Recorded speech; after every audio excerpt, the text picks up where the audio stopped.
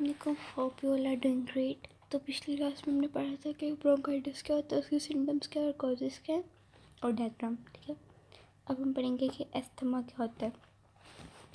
Asthma में हम पढ़ेंगे कि इसके सिम्टम्स क्या है, कॉजेस क्या है। एक्चुअली में एस्थमा जो होता है ना, वो एल्वेलाई की जो वॉल्स होते हैं ना, इसके अंदर डिस्ट्रक्शन हो जाती है, ठीक है, जिसकी वजह से जो गैसेस एक्सचेंज करने के लिए जो सरफेस एरिया है ना, वो कम हो जाता है, ठीक है।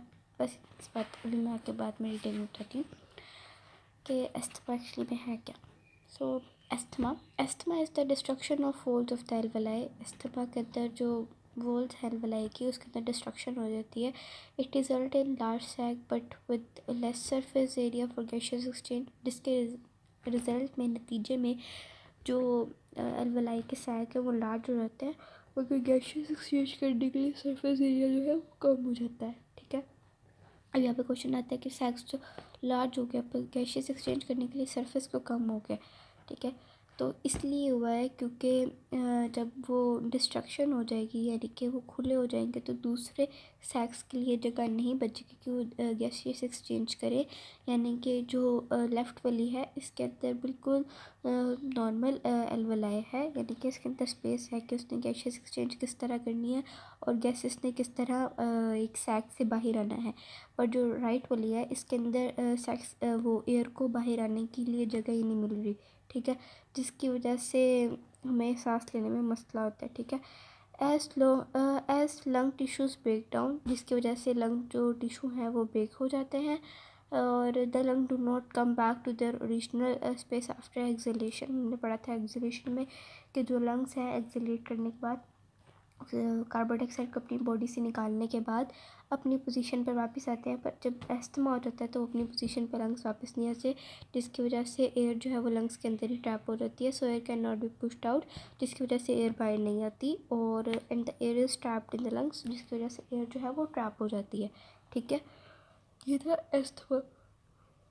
अब इसके सिम्टम्स पढ़ते हैं कि इसके सिम्टम्स क्या होते हैं। The symptoms of asthma include shortness of breath, fatigue, recurrent respiratory infections and weight loss. Symptoms के अंदर शॉर्टनेस ऑफ ब्रीथ हो जाती है, यानी कि सांस लेने में मसला आ जाता है। फटीग यानी कि थकावट होनी शुरू हो जाती है। रिकरेंट रेस्पिरेटरी इन्फेक्शन होने शुरू हो जाते हैं, और वेट लॉस होना शुरू हो जाता है, ठीक है। और by the time of the symptoms of asthma appear, जब हमें सिम्टम्स ऑफ एस्थमा यानी कि एस्थमा के जो सिम्टम्स हैं हमें फील होना शुरू होते हैं, अपेयर होना शुरू हो जाते हैं, तब तक पेशेंट के जो लंग्स के टिश्यू है वो 50 से 70% वो लॉस्ट कर चुका है, यानी कि वो ब्रेक डाउन हो जाते हैं।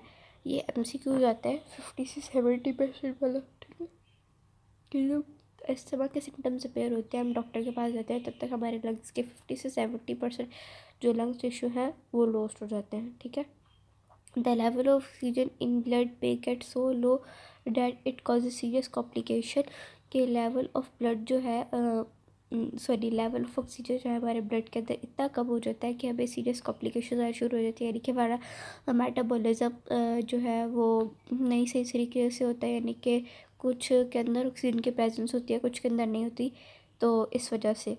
और ऑक्सीजन इसलिए कम हो जाता है क्योंकि जब एयर जो है वो लंग्स के अंदर ट्रैप हो जाएगी, लंग्स से बाहर जाएगी ही नहीं, तो अब सांस कैसे ले पाएंगे, बाकी ऑक्सीजन जो है एयर को किस तरह अंडरटेक करेगी कि बाहर वाली जो एयर बाहर ही नहीं जाएगी, तो फिर किस तरह आप करेंगे सांस। इस वजह से ऑक्सीजन जो है वो ब्लड के अंदर कम हो जाती है, ठीक है।